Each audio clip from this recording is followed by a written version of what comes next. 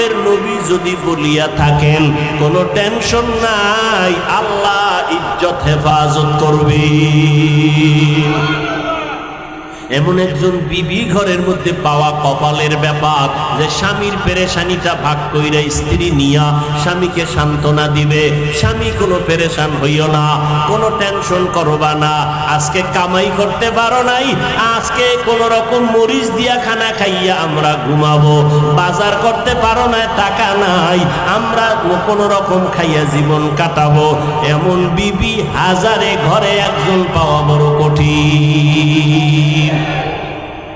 এরে আল্লাহর গোলাম, ঈদের বাজার কোন স্ত্রী যদি স্বামীকে বলে স্বামী যা পারো নিয়ে আসো, কোনো ধার করবা না, ভোগবিলাসের দরকার নাই, গরিবী হালাতে জীবন যাপন করব। আমার নবী বলেন আমি গরিব হইয়া মরতে চাই, গরিবদের সাথে থাকতে চাই, কিয়ামতের দিন আমি গরিবদের নিয়ে জান্নাতে ঢুকতে চাই। রহমতের নবী এই কথা সাহাবী জাবের স্ত্রী সান্ত্বনা দিল। জাবের আবার নবীর কাছে দৌড়ে আসছে। নবী দেখা জাবের এত টেনশন কেন করো, বিবিরে গিয়া বল রুটি বানাইয়া পাত্রের মধ্যে ঢেকে রাখতে বলবি, পাত্রের উপরের অংশটা যেন খোলে না, ওই বকরিটা জবাই করে গোশত পাক করিয়া ঢেকে রাখতে বলবা, ঢাকনা যেন উঠায় না। আমি নবী আইসা ঢাকনা উঠাইয়া তারপরে খানার আয়োজন করব। জাবের বাড়িতে গেল বিবি, নবী বলছেন রুটি বানাইয়া ডেকে রাখো, গোশত পাকায় ডেকে রাখো, পাত্র যেন খোলা না হয়।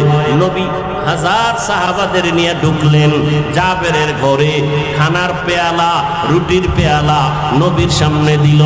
মায়ার নবী ডান হাত দিয়া বিসমিল্লাহ বলে ঢাকনা উঠাইয়া রুটি হাতে নেয়, গোশত উঠাইয়া একজন একজন সাহাবাদেরকে দিতেছেন। সাহাবায়ে কেরামরা লাইনে দাঁড়ায় সবাই নিতেছেন। এবার বসে বসে সবাই রুটি আর গোশত রহমতের নবীর বরকতি হাতে আসছে, এমন ভাবে পেট ভরিয়া খাইছেন।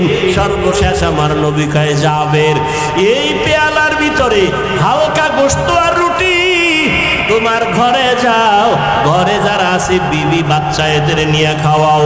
জাবের বলে আল্লাহর কসম, আমার মায়ার নবী আমার কাছে পেয়ালা যখন দিয়েছেন, আমি যখন ঘরের ভেতরে আসলাম, আমি দেখলাম আগে যেই পরিমাণ রুটি আর গোশত দিলাম, হাজারো সাহাবায়ে কেরাম খাওয়ার পর একটা রুটি আর গোশত মোটেও কমে না।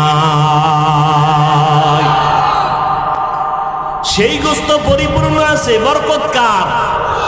এরে নবীর উম্মতের দল, আল্লাহ পাক রব্বুল আলামিন বলেন ও বান্দা, এমন এক বরকতের নবীরে তোমাদের কাছে পাঠাইলাম, যেই নবীর আদর্শ যদি ধরিয়ে রাখো কিয়ামত পর্যন্ত তোমাদের ইজ্জত নষ্ট হবে না।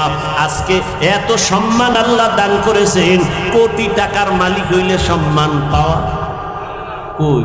টাকাওয়ালারা পলায় গেছে গা, খবর নাই, বাড়ি চালান দিয়েও পাওয়া যায় না, ঠিক নেই তো? ওই টাকা দিয়ে লাভ কি, ওই বাড়ি দিয়ে লাভ কি? এর সেই টিনের ঘরওয়ালা